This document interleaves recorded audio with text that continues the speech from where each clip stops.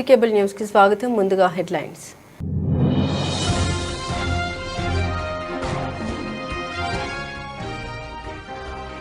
మన పాఠశాలను మనమే శుభ్రం చేసుకుందామనే కార్యక్రమంలో పాల్గొన్న కేంద్ర హోంశాఖ సహాయ మంత్రి బండి సంజయ్ కుమార్.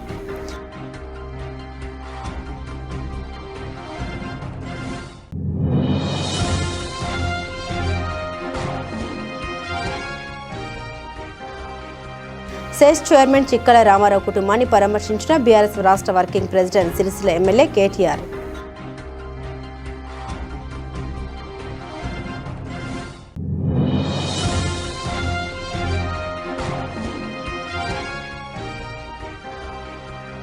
రాజన్న ఆలయానికి పోటెత్తిన భక్తులు కోడ మొక్కుల చెల్లింపులు.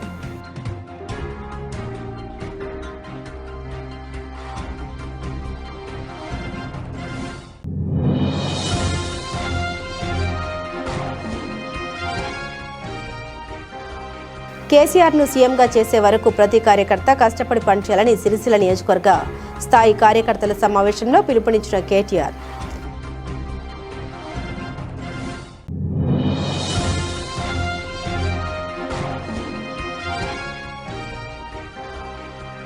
బీడీ కార్మికుల సమస్యలపై జూలై 29న ఆందోళన కార్యక్రమాలు చేపడతామని వెల్లడించిన Telangana beedi cigar workers union CITU నాయకులు. ప్రధాని నరేంద్ర మోదీ నాయకత్వంలో కేంద్ర ప్రభుత్వం విజయవంతంగా 12 సంవత్సరాల పాలన పూర్తి చేసుకుందని, ఈ కాలంలో అనేక సంక్షేమ కార్యక్రమాలను అమలు చేశామని కేంద్ర హోంశాఖ సహాయ మంత్రి కరీంనగర్ ఎంపీ బండి సంజయ్ కుమార్ అన్నారు. మన పాఠశాలను మనమే శుభ్రం చేసుకుందామనే కార్యక్రమంలో భాగంగా సిరిసిల్ల పట్టణంలోని కుసుమరామయ్య పాఠశాల ఈరోజు ఆయన పాల్గొన్నారు. ఈ నెల 21వ తేదీ వరకు పార్లమెంట్ సభ్యులు వివిధ కార్యక్రమాల్లో పాల్గొంటారని బండి సంజయ్ వివరించారు. ప్రజాప్రతినిధులుగా బాధ్యతాయుతంగా పనిచేయాల్సిన అవసరం ఉందన్నారు. టిఫిన్ బయట కార్యక్రమం నిర్వహించామని, ఎల్లుండి అన్ని పాఠశాలల్లో అవగాహన ర్యాలీ చేపడతామని వెల్లడించారు. ఇది ప్రధాని మోదీ ఆలోచనతో చేపడుతున్న కార్యక్రమం అన్నారు. మోదీ గిఫ్ట్ పథకం ద్వారా 20,000 సైకిళ్లను పంపిణీ చేశామని, అలాగే విద్యార్థుల పరీక్ష ఫీజులను కూడా చెల్లించామని తెలిపారు. ఈ సంవత్సరం కూడా ఇదే విధంగా విద్యార్థులకు సహాయ కార్యక్రమాలు కొనసాగిస్తామన్నారు. ఆయన వెంట జిల్లా బీజేపీ అధ్యక్షులు గోపి, మున్సిపల్ కౌన్సిలర్లు, పార్టీ నాయకులు తదితరులు ఉన్నారు.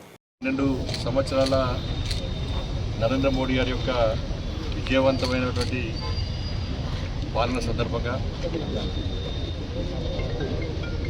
దేశవ్యాప్తంగా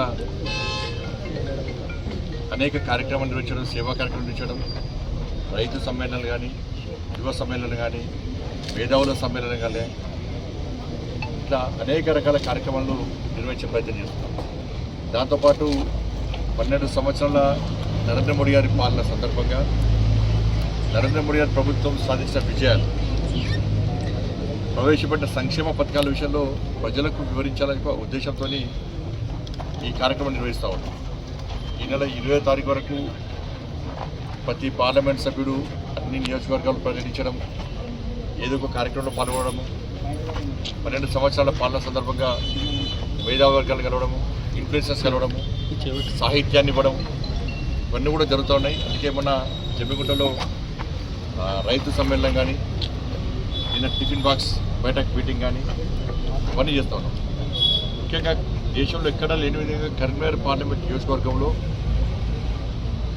స్వచ్ఛ పాఠశాల, మన పాఠశాల మన బాధ్యత, స్వచ్ఛ పాఠశాల పేరుతోని ఈరోజు కరీంనగర్ పార్లమెంట్ నియోజకవర్గంలో అన్ని పాఠశాలను శుభ్రం చేయడం.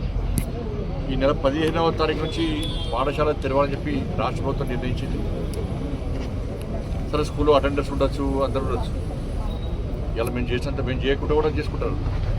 కానీ ఒక బాధ్యతగా ఒక సేవా కార్యక్రమం చేయాలని చెప్పి ఉద్దేశంతో, ఒక స్ఫూర్తిదాయకమైన కార్యక్రమం ఉండాలని చెప్పి ఉద్దేశంతో రాజకీయాలకు అతీతంగా పిలుపు భారతీయ జనతా పార్టీ అయినప్పుడు కూడా ఇక్కడ కండువ లేకుండా ఏం లేకుండా అన్ని పార్టీల భాగస్వామ్యము, అన్ని స్వచ్ఛంద సంస్థలు కానీ, అనేక ప్రాంతాల్లో అనేక టీచర్స్ యూనియన్ కూడా ఇలా ఇన్వాల్వ్ అవుతున్నాయి. అందరం కలిసి మన పాఠశాలను మనం శుభ్రం చేసుకుందామని చెప్పి ఒక ఆలోచనతో, ఒక ప్లాన్ ప్రకారం, ఒక పద్ధతి ప్రకారం ఈ కార్యక్రమాన్ని ఈరోజు పార్లమెంట్ నియోజకవర్గం పూర్తి స్థాయిలో విజయవంతమైంది. నేను ఇలా కరీంనగర్ నుంచి బయలుదేరిన రాగా అనేక పాఠశాలలు తిరిగి వస్తున్నాను. ఎక్కడ పోయినా కూడా ప్రజలు, కార్యకర్తలు, స్వచ్ఛంద సంస్థలు, యువత అంతా కలిసి కూడా ఆ పాఠశాల శుభ్రం చేస్తున్నారు. దీనికోసం అని చెప్పి నిన్న అన్ని పాఠశాలలో టిఫిన్ బయటకు పెట్టుకోవడము, ఎవరెవరు ఏ రూమ్ క్లీన్ చేయాలి, దానికి కావాల్సింది చీపులు కానీ, క్లాత్ కానీ, వాటర్ అన్ని ఫెసిలిటీస్ నేను ఏర్పాటు చేసుకోవాలి. ఏర్పాటు చేసుకొని ఈరోజు ఆ కార్యక్రమాన్ని విజయవంతం చేయాలని చెప్పి ఆలోచనతో కరీంనగర్ పార్లమెంట్ నియోజకవర్గంలో పూర్తి స్థాయిలో అన్ని పాఠశాలలను మాకు చేతన స్థాయిలో మన శుభ్రం చేయడం జరిగింది. ఇది ఒక వినూత్నమైన కార్యక్రమము, ఒక మంచి కార్యక్రమం. దాంతోపాటు ఎల్లుండి అన్ని గ్రామాల్లో ఒక చిన్న చిన్న ర్యాలీలు, గ్రామాల వారిగా ర్యాలీలు. మీ పిల్లలను పాఠశాలలో చేర్పించండి, మీ సొంత పనులకు ఉపయోగించుకోకండి. ఇది మోడీ గారికి ఆలోచన. మీ పిల్లలను మీ దగ్గర ఉన్న పాఠశాలలో చేర్పించండి అని. మీ అందరూ తెలుసు, పాఠశాలలో అనేక పాఠశాలను అభివృద్ధి చేసేటువంటి బాధ్యతలు తీసుకున్నారు. దాంతోపాటు ప్రభుత్వ పాఠశాలలో చదివేటువంటి నిరుపేద విద్యార్థులను ప్రోత్సహించాలనే ఉద్దేశంతో గతంలో మోడీ గిఫ్ట్ పేరుతోని దాదాపు 20,000 సైకిళ్లను గత సంవత్సరము ప్రభుత్వ పాఠశాల 10th గర్ల్స్ బాయ్స్ అందరికీ ఇవ్వడం జరిగింది. అందరికీ ఎక్కడ విషయం కాకుండా. దాంతోపాటు పరీక్ష ఫీజులు కూడా చెల్లించే స్థితులు లేరు, డ్రాప్అవుట్స్ ఎక్కువైతున్నారని చెప్పి అధికారులను దృష్టికి తీసిన వెంటనే ఈ కరీంనగర్ పార్లమెంట్ కాన్స్టిట్యున్సీలో ప్రభుత్వ పాఠశాలలో చదివే 10th గర్ల్స్ బాయ్స్ అంతా కూడా పరీక్ష ఫీజు కూడా నా సొంత శాలరీ కూడా ఇవ్వడం జరిగింది. మరి గొప్ప కాదు, నా బాధ్యత కాబట్టి చెప్తున్నాను. కాబట్టి ఈ సంవత్సరం కూడా మోడీ గిఫ్ట్ పేరుతోని ప్రభుత్వ పాఠశాలల్లో చదివేటువంటి 10th గర్ల్స్ బాయ్స్ అందరూ కూడా సైకిల్స్ ఇస్తాం. ఈ సంవత్సరం కూడా ప్రభుత్వ పాఠశాలలో చదివే 10th girls boys exam fee కూడా నా శాలరీ నుంచే ఇవి చెల్లించాల్సి సిద్ధమని. బట్ ఈరోజు ఈ కార్యక్రమం పూర్తిస్థాయిలో విజయవంతమైంది. ఇక్కడ తూతు మంత్రంగా దానికోసం కాదు, మన చేతన స్థాయిలో అందరి కార్యకర్తలంతా కూడా ఈ స్వచ్ఛ పాఠశాల కార్యక్రమంలో పెద్ద ఎత్తున పాల్గొన్నారు. దీనికి సహకరించినటువంటి అధికారులకు కానీ, స్వతంత్ర సంస్థలు కానీ, ఉపాధ్యాయ సంఘాలు కానీ, ఇతర రాజకీయ పార్టీ నాయకుల కార్యకర్తలు కానీ, మీడియా మిత్రులందరూ కూడా హృదయపూర్వక కృతజ్ఞతలు, ధన్యవాదాలు తెలియజేస్తున్నాం. రాబోయే రోజుల్లో ఇటువంటి సేవా కార్యక్రమంలో ఇదే విధంగా సహకారం ఉండాలని చెప్పి కోరుతాం. ఇప్పుడు ప్రధానంగా మీరు స్కూల్లో తిరిగి ఇప్పుడు ప్రధానంగా మీ దృష్టికి ఏమొచ్చినాయి అంటే స్కూల్ అన్ని వసతులు కరెక్టే ఉన్నాయి? ఫస్ట్ సమస్యల మీద దృష్టి కాదు, ఫస్ట్ ఓన్లీ స్వచ్ఛ ఏదో ఒక కార్యక్రమం విజయవంతం కావాలని చెప్పి ఇప్పుడు ఓన్లీ పాఠశాలను శుభ్రం చేయడం మాత్రమే, ఇంకా స్కూల్ స్టార్ట్ కాలేదు. అంటే మీరు శుభ్రం అక్కడ అంటే ఎలాంటి పరిస్థితి మరి ఇప్పుడు ఇవాళ కార్యక్రమం ఇప్పుడైంది కదా, ఇప్పుడే కార్యక్రమం అయింది కాబట్టి రేపు వాళ్ళ సమీక్ష ఉంటుంది. దాని సమీక్ష తర్వాత సమస్యలతో బయటకు వస్తుంది. కాబట్టి ఇప్పుడు దీన్ని దృష్టి మళ్ళించా కూడా ఓన్లీ శుభ్రం చేయడం మాత్రమే పని పెట్టుకున్నాం. ఎల్లుండి ర్యాలీ తర్వాత మళ్ళీ నెక్స్ట్ కార్యక్రమం. భారత రాష్ట్ర సమితి వర్కింగ్ ప్రెసిడెంట్ కేటీఆర్ ఈరోజు చిక్కల రామారావు కుటుంబాన్ని పరామర్శించారు. చిక్కల రామారావు తనయుడు అశ్విన్రావు ఆకస్మిక మృతి పట్ల కేటీఆర్ తీవ్ర సంతాపం వ్యక్తం చేశారు. బాధిత కుటుంబ సభ్యుల్ని కలిసి తన ప్రగాఢ సానుభూతి వ్యక్తం చేశారు. సెస్ చైర్మన్ చిక్కల రామారావు కొడుకు అశ్విన్రావు మృతి కుటుంబానికి తీరని లోటని కేటీఆర్ పేర్కొన్నారు. ఈ విషాదాన్ని తట్టుకునే మనోధైర్యం కుటుంబ సభ్యులకు కలగాలని ఆకాంక్షించారు. ఈ క్లిష్ట సమయంలో కుటుంబానికి బీఆర్ఎస్ పార్టీ అండగా ఉంటుందని హామీ ఇచ్చారు. అశ్విన్రావు ఆత్మకు శాంతి చేకూరాలని ప్రార్థించారు.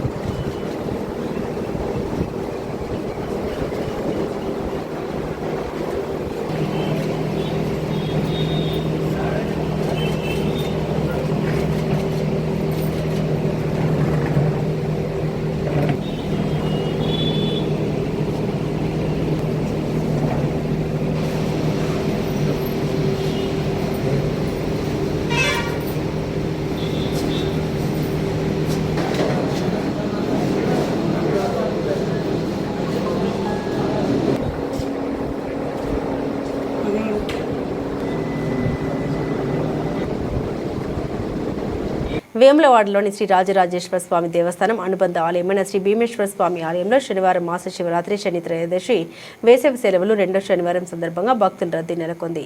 పాఠశాలలు, కళాశాలలు, ప్రభుత్వ కార్యాలయాలకు సెలవు దినం కావడంతో పెద్ద సంఖ్యలో భక్తులు ఆలయానికి తరలివచ్చి స్వామివారిని దర్శించుకున్నారు. భీమన్న ఆలయానికి చేరుకున్న భక్తులు శ్రీ భీమేశ్వర స్వామివారికి కోడి మొక్కులు, తరణీనాల సమర్పణ, అభిషేకాలు, అన్నపూజ, నిత్య కళ్యాణం, చండీ హోమం, కుంకుమ పూజ, శ్రీ సత్యనారాయణ స్వామి వ్రతం, లింగార్చనతో పాటు వివిధ పూజా కార్యక్రమాల్లో పాల్గొని తమ మొక్కులు చెల్లించుకున్నారు. శని త్రయోదశి సందర్భంగా భక్తులు స్వామివారికి నువ్వుల నూనె, పాలు, పవిత్ర జలాలతో అభిషేకం నిర్వహించి నవధాన్యాలు, నల్ల వస్త్రాలు సమర్పించి ప్రత్యేక పూజలు చేశారు. అలాగే నవగ్రహాలు మరియు శనేశ్వర స్వామివారికి ప్రత్యేక పూజలు నిర్వహించారు. అనంతరం ఆలయ ప్రాంగణంలోని నవగ్రహాలకు ప్రత్యేకంగా భావించే 9 చెట్లకు ప్రదక్షిణ చేసి శ్రీ ఆంజనేయ స్వామివారికి 11 ప్రదక్షిణలు నిర్వహించి తిరిగి శ్రీ భీమేశ్వర స్వామివారికి అభిషేకాలు సమర్పించారు. భక్తులు ఆలయ అనుబంధ దేవత అయిన శ్రీ బద్దిపోచమ్మ అమ్మవారిని దర్శించుకుని బోనాలు సమర్పించి ప్రత్యేక పూజలు నిర్వహించారు. భక్తులకు ఎలాంటి ఇబ్బంది కలగకుండా ఆలయ ఈవో ఎల్ రమాదేవి ఆధ్వర్యంలో ప్రత్యేక ఏర్పాట్లు చేపట్టారు. భక్తుల రద్దీని దృష్టిలో ఉంచుకుని అధికారులకు తగిన సూచన చేస్తూ దర్శన ఏర్పాట్లు పర్యవేక్షించారు.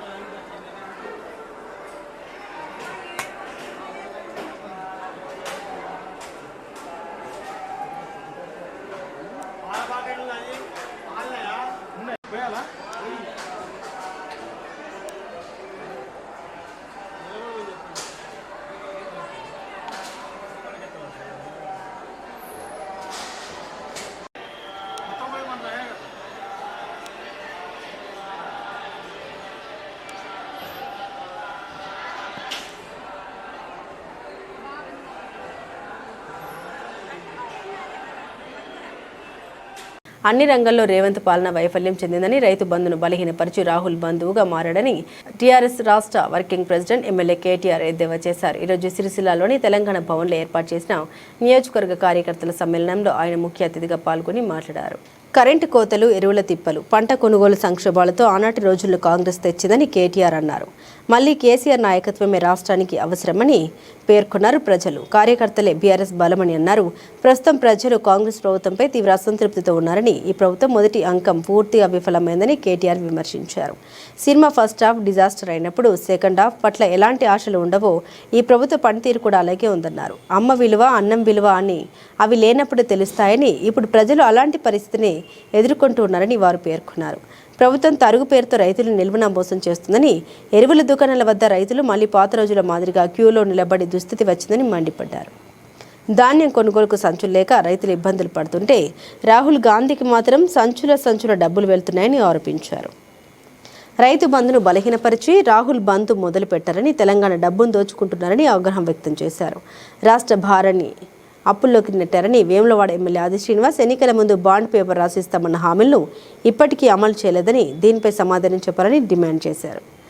రేవంత్ రెడ్డి రాజకీయ తీరుపై కేటీఆర్ తీవ్ర అభ్యంతరం వ్యక్తం చేశారు. హిట్లర్ తనకు స్ఫూర్తి అని చెప్పుకున్న రేవంత్ రెడ్డి నుండి ప్రజలు ఇంకేం ఆశించలేరని, ఆయనకు డైలాగులు ఎక్కువ పని తక్కువ అని ఎద్దేవా చేశారు కేటీఆర్. మీనాక్షి నటరాజన్కు అవమానం జరిగేలా వ్యవహరించిన వ్యక్తి రేవంత్ రెడ్డిని ఆరోపించారు. ప్రజలు పాలు ఇచ్చే బర్రెను వదిలి తన్నే దున్నపోతును తెచ్చుకున్నట్లుగా కాంగ్రెస్ను ఎన్నుకున్నారని వ్యాఖ్యానించారు. తెలంగాణలోని 119 నియోజకవర్గాల్లో బీఆర్ఎస్ అభ్యర్థి కేసీఆర్ఏనని, మళ్లీ కేసీఆర్ నాయకత్వమే రాష్ట్రానికి అవసరమని స్పష్టం చేశారు. చీకట్లో చిరుదీపంలా కేసీఆర్ పార్టీని ప్రారంభించారని, ఎన్నో ప్రతికూల పరిస్థితుల్లో టీడీపీ, టీఆర్ఎస్ మాత్రమే నిలబడి గెలిచాయని కేటీఆర్ గుర్తు చేశారు. కేసీఆర్ 15 లక్షల పెళ్లిళ్లు, మెడికల్ కాలేజీలు, గురుకులాలు, కాళేశ్వరం వంటి అద్భుతమైన అభివృద్ధి కార్యక్రమాలు చేపట్టారని, రేవంత్ రెడ్డి తెలంగాణకు చేసిందేమిటో చెప్పాలని సవాల్ విసిరారు. రాష్ట్రంలో కాంగ్రెస్, కేంద్రంలో బీజేపీ ఉన్నప్పటికీ ఇటీవల సిరిసిల్ల మున్సిపల్ ఎన్నికల్లో బీఆర్ఎస్ సత్తా చాటిందని, అధికారం లేకపోయినా ప్రజల ఆదరణ బీఆర్ఎస్పై ఏమాత్రం తగ్గలేదని పేర్కొన్నారు. నాకు జన్మనిచ్చింది శోభమ్మ అయితే రాజకీయంగా పునర్జన్మనిచ్చింది సిరిసిల్ల ప్రజలే అని కేటీఆర్ భావోద్వేగంతో తెలిపారు. ₹1 పంచకుండా, ఒక్క చుక్క మద్యం పంచకుండా ప్రజల ఆశీర్వాదంతో గెలిచినందుకు సిరిసిల్ల ఎమ్మెల్యేగా గర్వపడుతున్నామని తెలిపారు.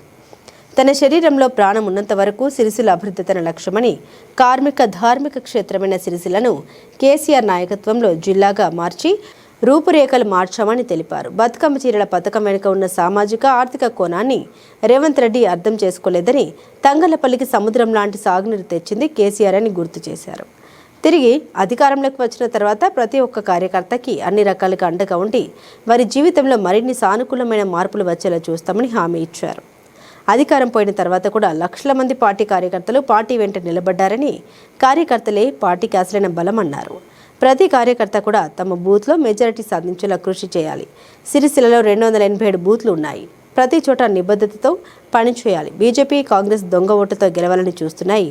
కార్యకర్తలు అప్రమత్తంగా ఉండి దొంగ ఓట్లు, డూప్లికేట్ ఓట్లను గుర్తించి తొలగించాలి. పెరిగిన జనాభాకు ఒకసారి జనగణన జరగాలని సూచించారు.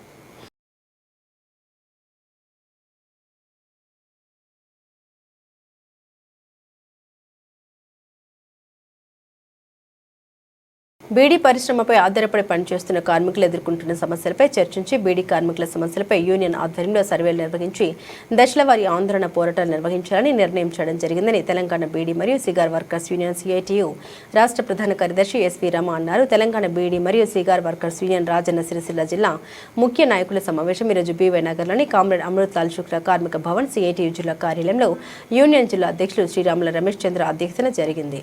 కేంద్ర రాష్ట్ర ప్రభుత్వాలు బీడీ పరిశ్రమపై ఆధారపడి పనిచేస్తున్న కార్మికుల్ని సంక్షోభంలోకి నెట్టే విధంగా విధానాలను అవలంబిస్తున్నాయని రాష్ట్ర ప్రధాన కార్యదర్శి ఎస్ రమ మండిపడ్డారు. కేంద్ర బీజేపీ ప్రభుత్వం బీడీ కార్మికుల సంక్షేమానికి సంబంధించిన సెస్ వెల్ఫేర్ బోర్డును రద్దు చేసిందని, దీనివలన పరిశ్రమపై ఆధారపడిన లక్షలాది మంది కార్మికుల సంక్షేమానికి నష్టం వాటిల్లుతుందన్నారు.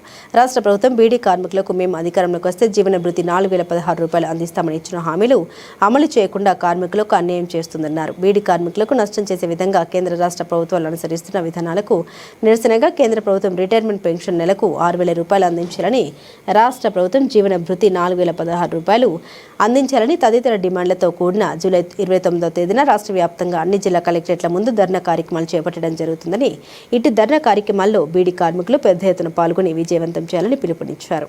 ఈ సమావేశంలో తెలంగాణ బీడీ మరియు cigar workers union Rajanna Sircilla జిల్లా గౌరవ అధ్యక్షులు మూషం రమేష్, జిల్లా కార్యదర్శి సూరం పద్మ, యూనియన్ నాయకులు దాసరి రూప, జిందం కమలాకర్, బోనాల లక్ష్మి, గురుజల మమత తదితరులు పాల్గొన్నారు. బీడీ కార్మికుల మీద కేంద్రంలో ఉన్న బీజేపీ ప్రభుత్వం, రాష్ట్రంలో ఉన్నటువంటి కాంగ్రెస్ ప్రభుత్వం చవితి తల్లి ప్రేమ చూపిస్తుందనేటటువంటిది చాలా క్లియర్గా అర్థమవుతున్నటువంటిది. బీడీ మీద ఈరోజు అనేక ఆంక్షలు పెట్టింది. ఇప్పుడు బీడీ చట్టాల మార్పుతో లేబర్ కోడ్లు తీసుకొచ్చి ఈరోజు బీడీ వెల్ఫేర్ సెస్ యాక్ట్ని రద్దు చేసి అందేటటువంటి సంక్షేమ పథకాలు కూడా అందకుండా బీజేపీ ప్రభుత్వం చేస్తుంది. అట్లాగే బీడీకి సంబంధించినటువంటిది కానీ వాళ్ళ వర్కర్లకు సంబంధించిన సంక్షేమం గురించి ఏమీ ఆలోచించకుండా అనేక నిర్ణయాలు తీసుకున్నటువంటి పరిస్థితి కనిపిస్తుంది. ఇక్కడ ఉండేటటువంటి కాంగ్రెస్ ప్రభుత్వం కేవలం ఎన్నికల్లో బీడీ కార్మికుల ఓట్ల కోసం, ఓట్లలో గెలుచుకోవడం కోసం బీడీ కార్మికులకి అందరికి కూడా 4016 రూపాయల జీవన భృతి ఇస్తాం, గత ప్రభుత్వం 2016 రూపాయలు ఇస్తే మీ 4016 రూపాయలు జీవన భృతి ఇస్తామని చెప్పేసి వాగ్దానం చేసింది. నేటికి 2 సంవత్సరాలు దాటినప్పటికి కూడా ఆ విషయంలో అమలు కానీ, అందుకు అనుగుణంగా బడ్జెట్ కేటాయించుడు కానీ ఎట్లాంటిది చేయకుండా ఈరోజు కనీస వేతనాల జీవో విడుదల చేసి షెడ్యూల్ పరిశ్రమలో బీడీ లేకుండా చేసి ఈరోజు యజమానులతో, కార్మిక సంఘాలతో చర్చలు జరుపుతారు అనేటటువంటిది ఒక కొత్త కోణాన్ని తీసుకొస్తున్నారు. ఇది సరైంది కాదు అని చెప్పేసి మేము చెప్పదలుచుకున్నాం. అట్లాగే బీడీ కార్మికులకి 4016 రూపాయలు ఇవ్వాలని చెప్పేసి, నెలకి 26 రోజులు పని కల్పించాలని చెప్పేసి ప్రధాన డిమాండ్తో రేపు జూన్ 29వ తారీఖున కలెక్టరేట్ల ముందు రాష్ట్ర వ్యాప్తంగా మేము ధర్నాలు చేయబోతున్నాం. అట్లాగే కేంద్ర ప్రభుత్వం కూడా రిటైర్మెంట్ పెన్షన్కి సంబంధించినటువంటిది కూడా ఏం లేకుండా 900, 500 రూపాయలు తీసుకునేటటువంటి పరిస్థితి ఉంది. ఈ రిటైర్మెంట్ పెన్షన్కి సంబంధించినటువంటిది 6000 రూపాయలు ఇవ్వాలని చెప్పేసి Telangana beedi and cigar workers union demand చేస్తుంది. ఈ ప్రధాన డిమాండ్లతో సర్వేలు చేసి రేపు రాష్ట్ర వ్యాప్త ఉద్యమాన్ని చేపడతాం. రేపు కలెక్టరేట్లు జూన్ 29వ తారీఖు జరిగేటటువంటి కలెక్టరేట్ ముట్టల్ని జయప్రదం చేయాలని చెప్పేసి కార్మికులందరూ కూడా విజ్ఞప్తి చేస్తున్నారు. బులెటిన్ ముగించే ముందు హెడ్లైన్స్ మరోసారి.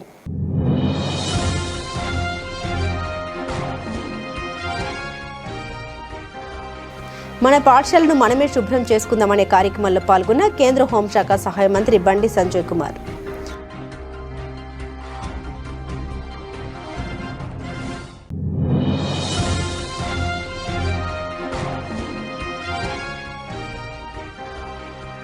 సెస్ చైర్మన్ చిక్కల రామారావు కుటుంబాన్ని పరామర్శించిన బీఆర్ఎస్ రాష్ట్ర working president Sircilla MLA KTR.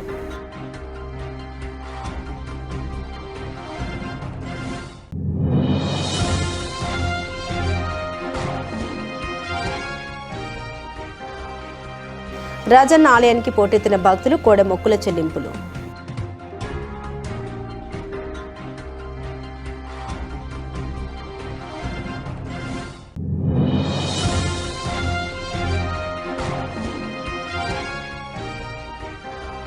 కేసీఆర్ను సీఎంగా చేసే వరకు ప్రతి కార్యకర్త కష్టపడి పనిచేయాలని సిరిసిల్ల నియోజకవర్గ స్థాయి కార్యకర్తల సమావేశంలో పిలుపునిచ్చిన కేటీఆర్.